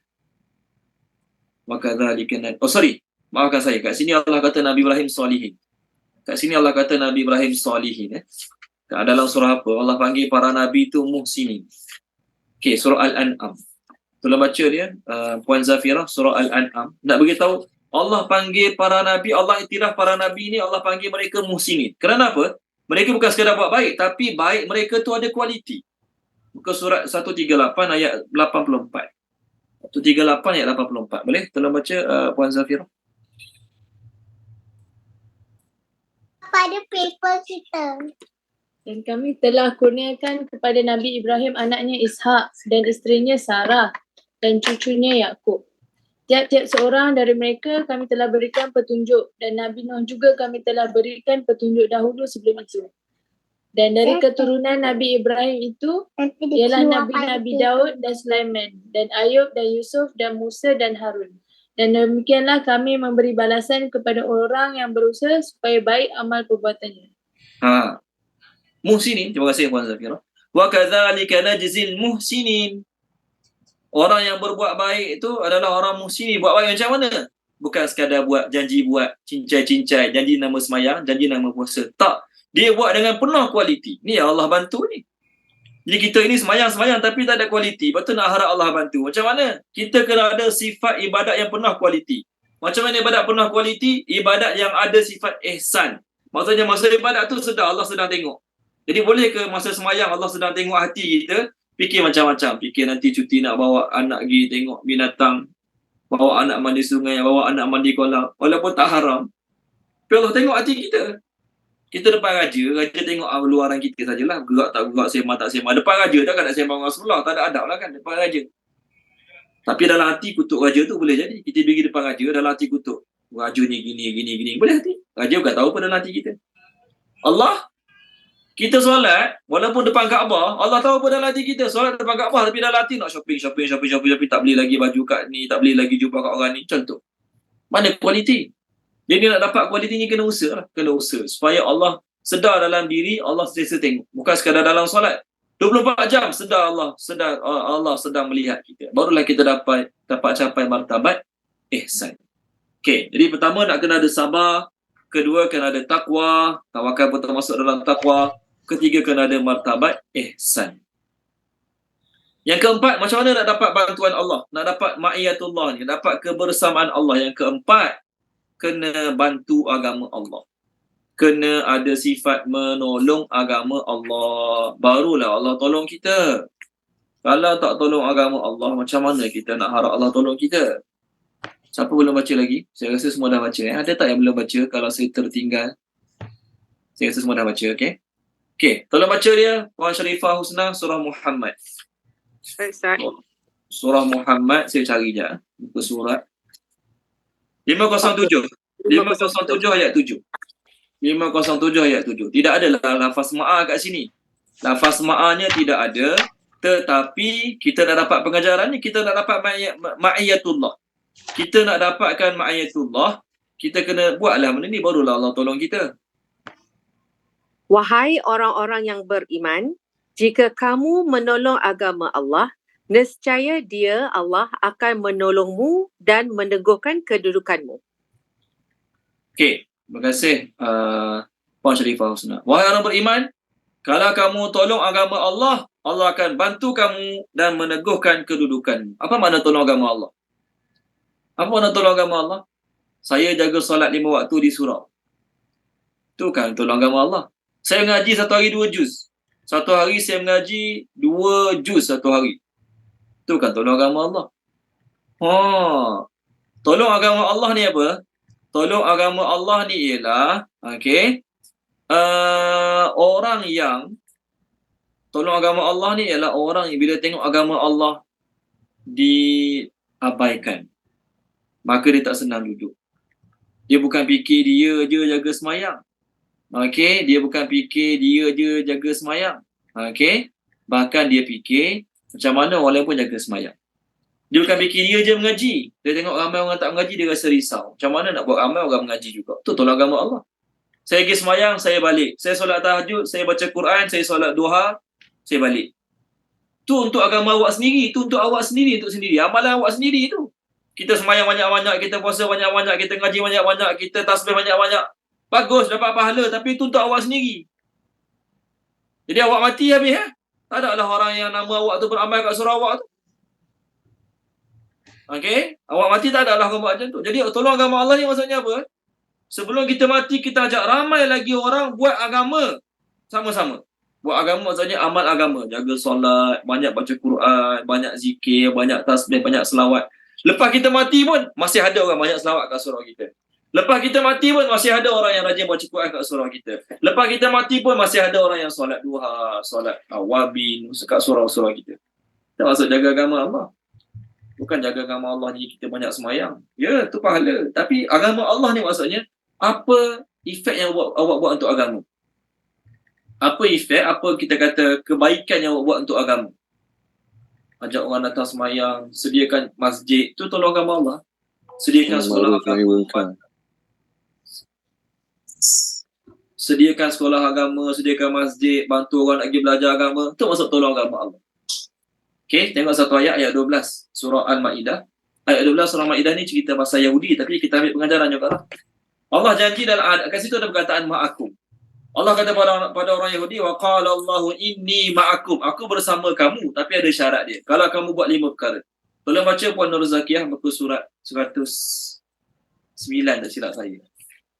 Muka surat 109 surah Maidah ayat 120, ayat nombor 12.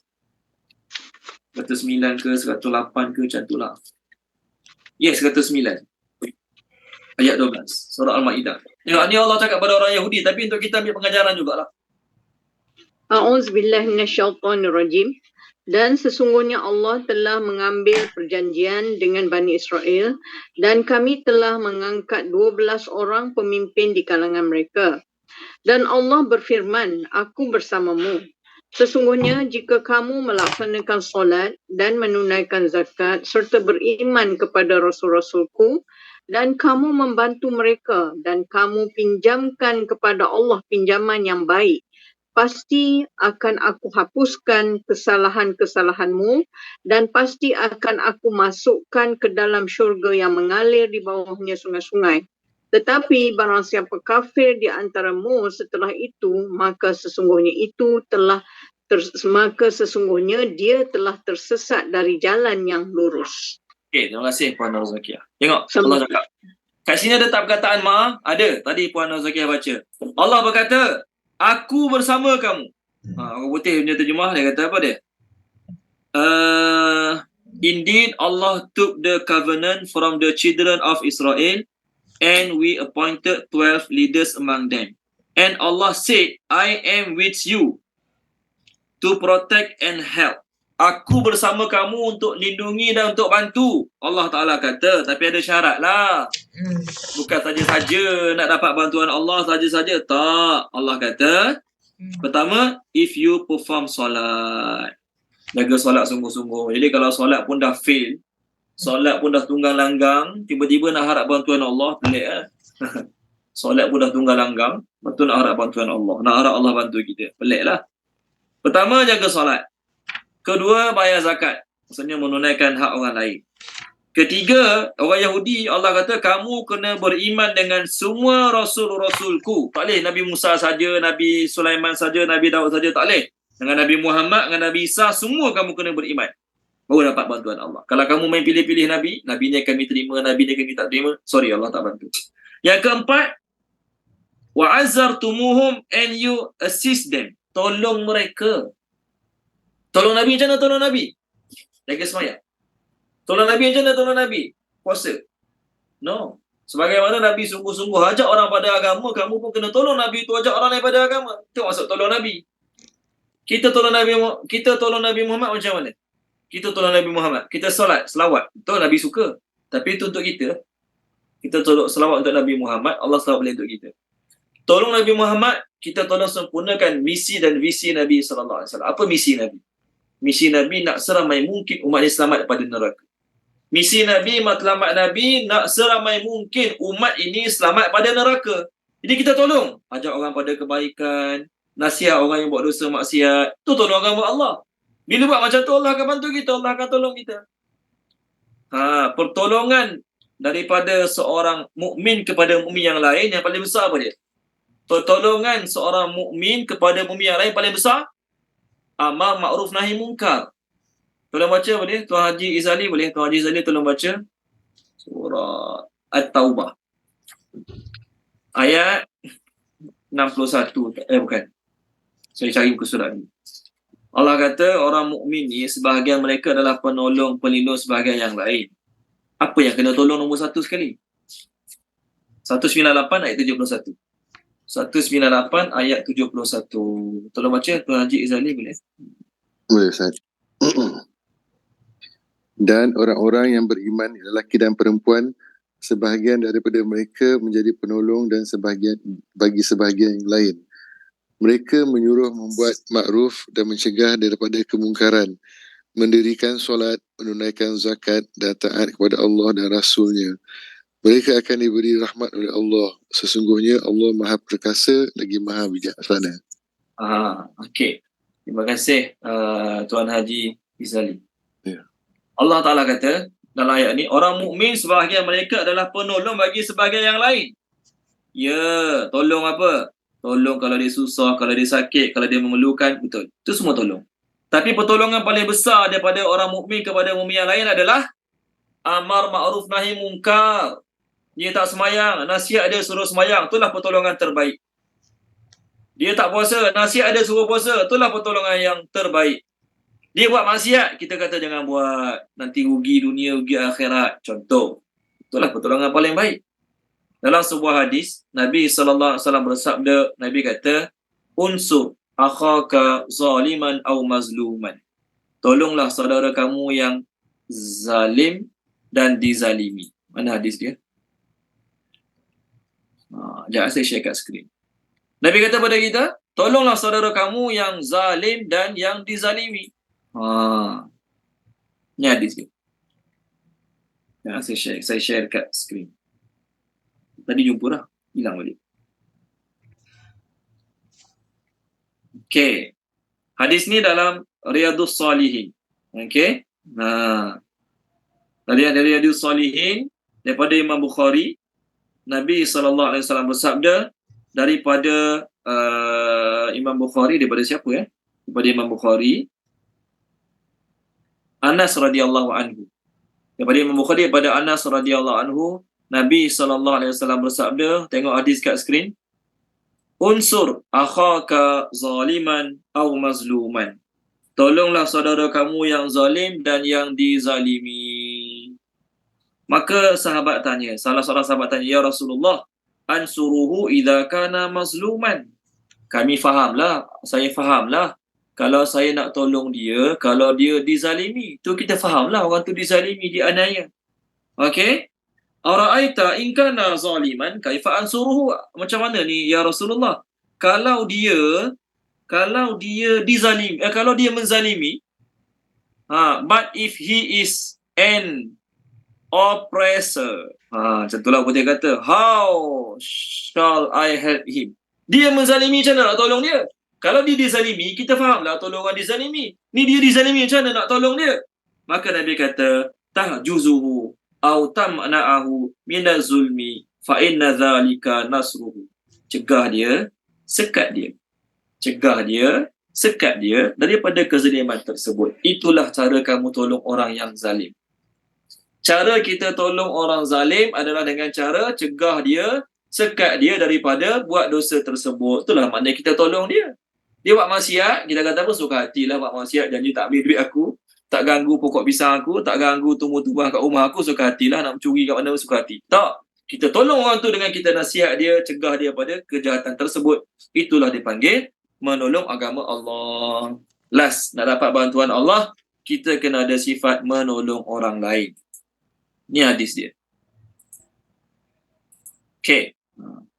Abu Hurairah radhiyallahu anhu berkata daripada Imam Muslim, Nabi SAW bersabda.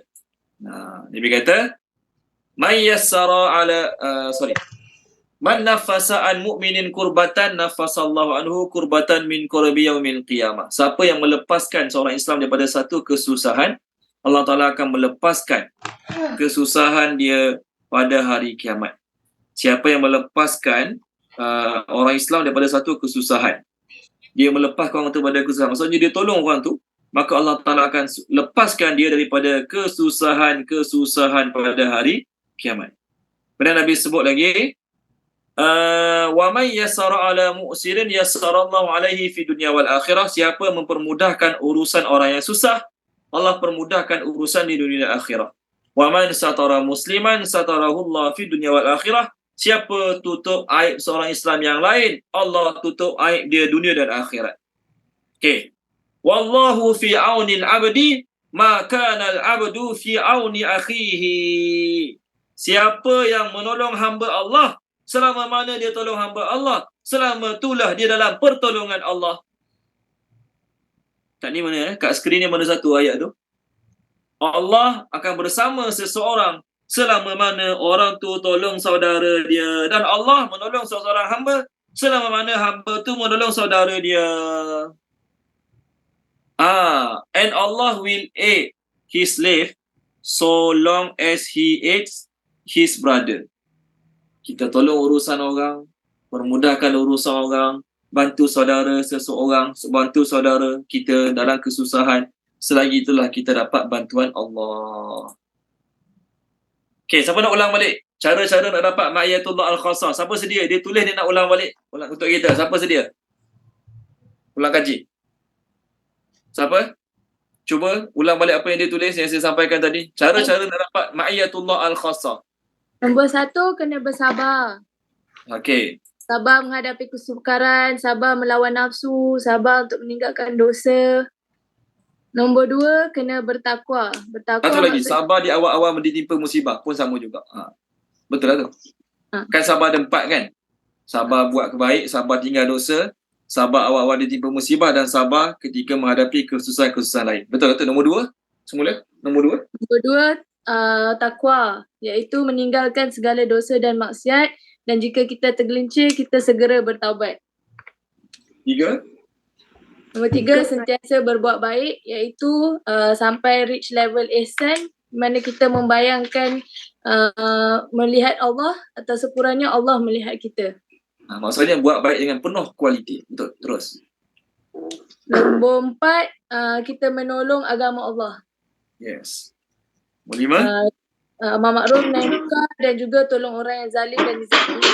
Nombor 5, kita tolong orang, memudahkan urusan orang lain dan kita menolong orang yang dalam keadaan susah. Okey, terima kasih Puan Zakira. Nampak?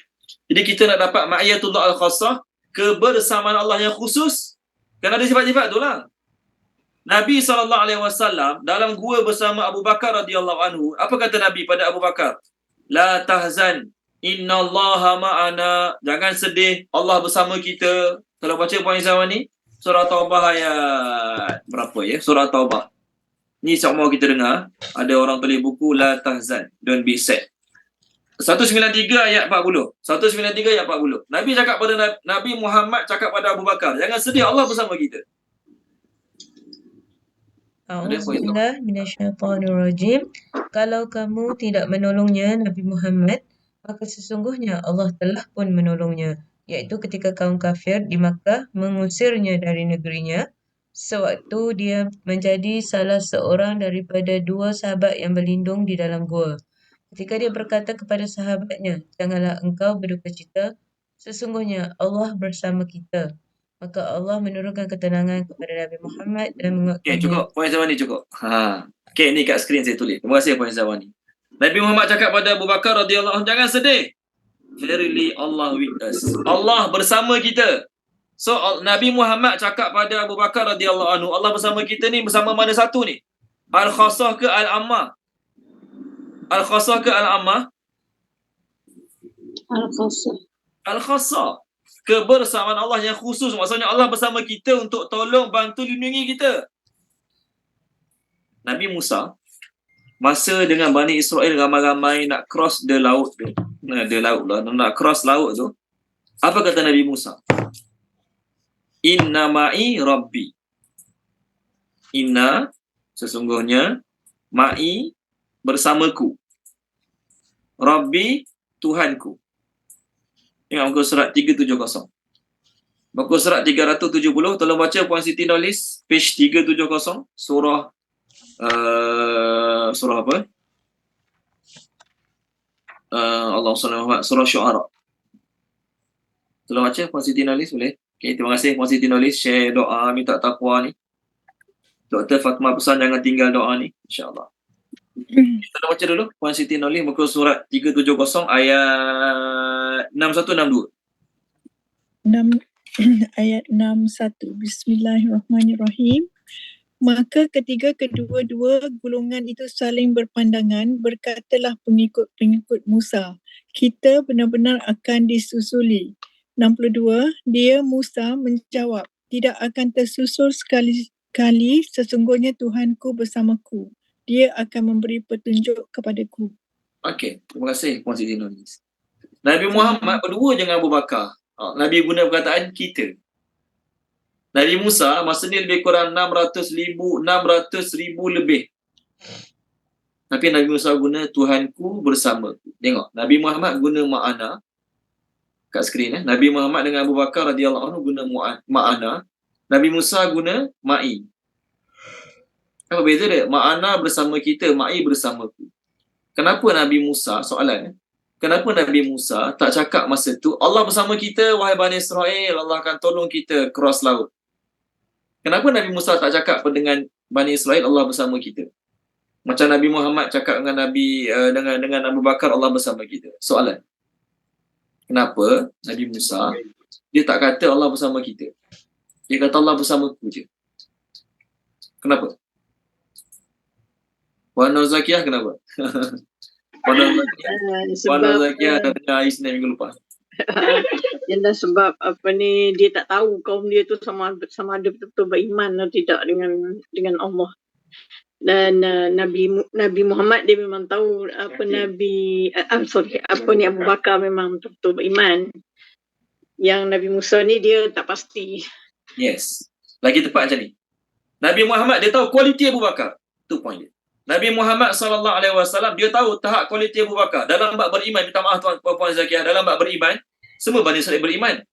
Semua Bani Israel beriman dengan Nabi Musa. Mana ada Bani Israel kafir masa tu? Lepas cross laut tu baru ada yang buat lembu kafirnya. Bani Israel semua beriman pada Allah. Yes, tak ada masalah. Bani Israel semua beriman pada Allah masa tu. Jadi Nabi Musa pun tahu Bani Israel beriman pada Allah. Persoalannya adalah kualiti.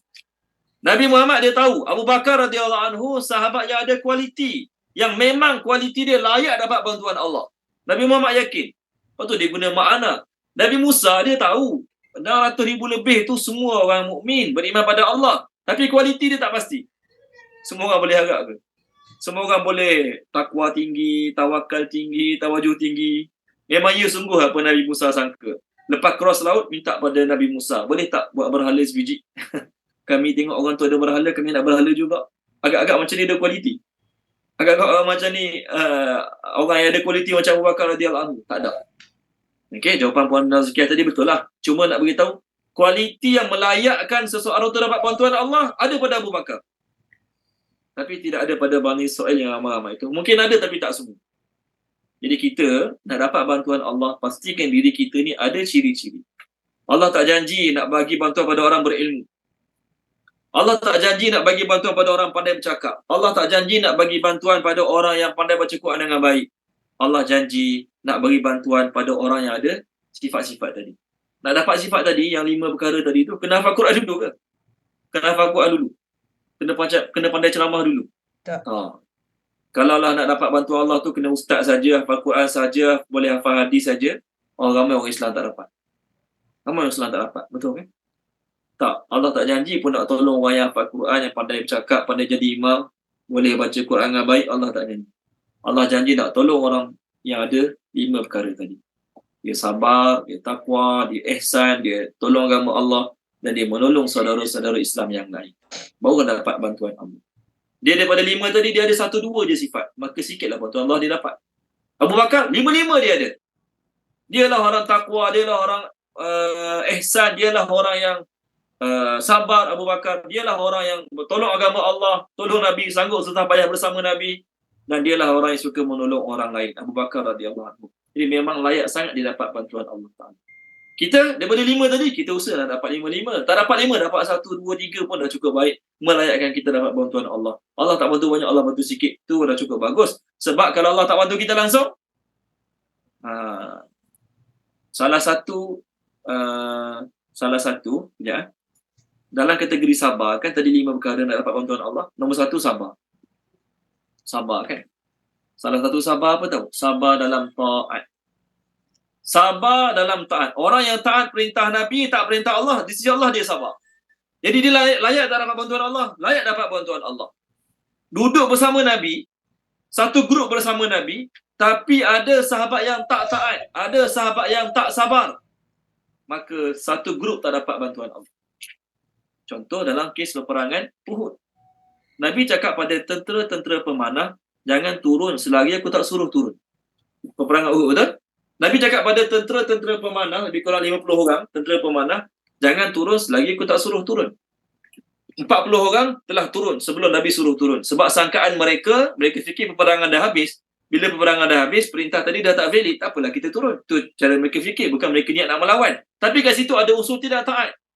Bila ada unsur tidak taat, maka apa Allah buat? Allah tarik bantuan. Mula-mula orang Islam menang peperangan Uhud. Tengok muka surat 69. Muka surat 69, tolong baca dia. Puan Suraya Haidar boleh?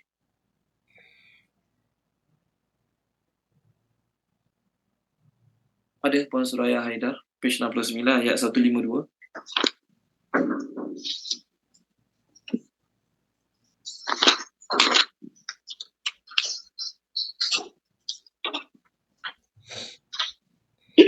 Kat skrin ada doa taqwa.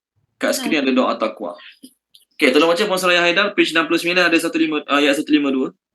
Bismillahirrahmanirrahim. Dan sesungguhnya Allah telah memenuhi janjinya kepadamu ketika kamu membunuh mereka dengan izinnya sampai pada ketika kamu lemah dan berselisih dalam urusan itu dan mengabaikan perintah Rasul setelah Allah memperlihatkan kepadamu apa yang kamu sukai. Ada di antara kamu orang yang menghendaki dunia dan ada di antara kamu pula orang yang menghendaki akhirat.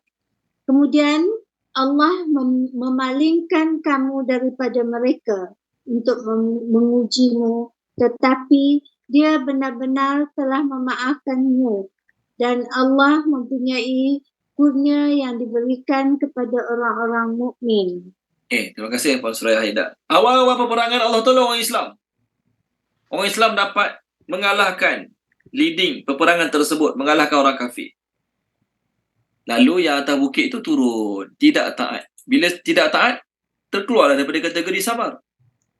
Kalah peperangan. Mereka pun tanya, macam mana kita boleh kalah? Kita bersama Nabi di pihak yang benar, kalah. Tengok page 71. Tolong baca dia, Puan Samia, page 71 yang bawah sekali. Page 71 yang bawah sekali. 71. 165. Ya, betul, 165. Bismillahirrahmanirrahim. Dan mengapa kamu hairan ketika ditimpa musibah, iaitu kekalahan pada perang Uhud, padahal kamu telah menimpakan musibah 2 kali ganda kepada musuh-musuhmu pada perang Badar. Kamu berkata, daripada manakah datangnya kekalahan ini?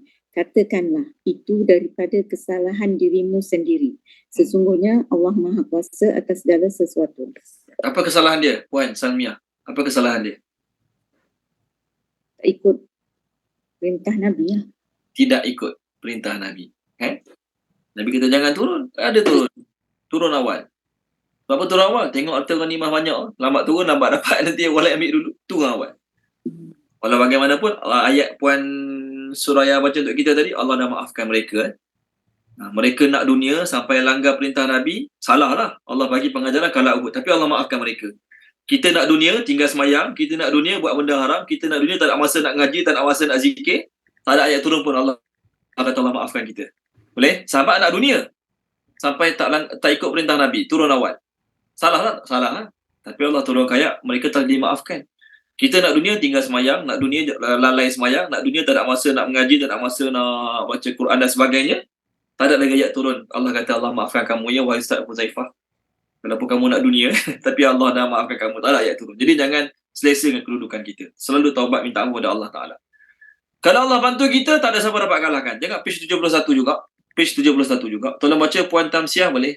Page 71 ayat 160. Ayat 160. 160. Ya. Bismillahirrahmanirrahim. Jika Allah menolong kamu, maka tidak ada yang dapat mengalahkanmu. Tetapi jika Allah membiarkanmu, tidak memberi pertolongan, maka siapakah yang dapat menolongmu setelah itu? Kerana itu, hendaklah kepada Allah sahaja orang-orang mukmin bertawakal. Terima kasih Puan Tamsiah. Allah kata kalau Allah tolong kamu, tak ada siapa dapat kalahkan kamu. Tapi kalau Allah biar, pandai-pandailah melawan sendiri. Siapa lagi kuat, siapa lagi ramai, siapa lagi pandai teknik peperangan, dialah akan menang. Tapi kalau Allah nak tolong kita, walaupun kita tak pandai sangat teknik peperangan, Allah nak tolong kita walaupun kita kuda tak cukup, unta tak cukup, senjata tak cukup. Tapi kalau Allah boleh bagi menang, Allah bagi menang. Untuk Allah briefing sahabat-sahabat sebelum peperangan Badar. Tengok muka surat 182. Penting taat tu. Puan Rohana telah baca Puan Rohana Hamzah, muka surat 182 ayat 45, 46. 182 ayat 45, 46. 46 tu muka surat sebelah dia pula.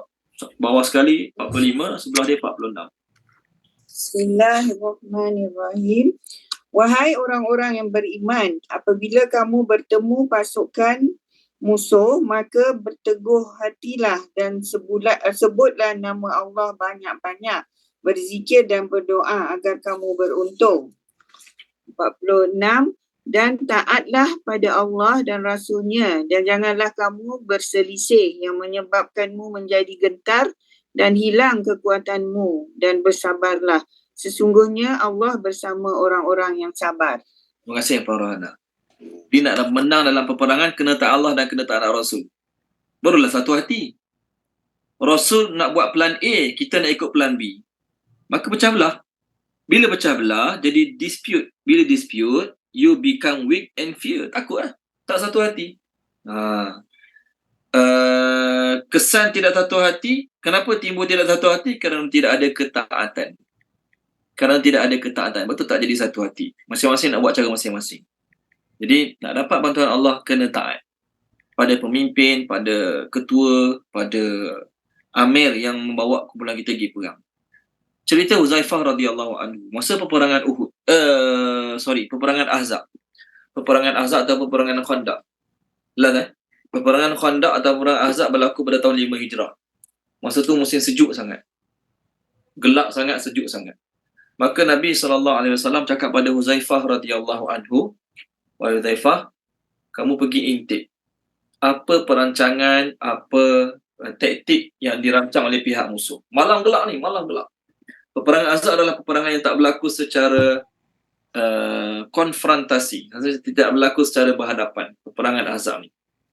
Lalu Huzaifah radhiyallahu anhu malam tu dia keluar seorang-seorang, senyap, sunyi.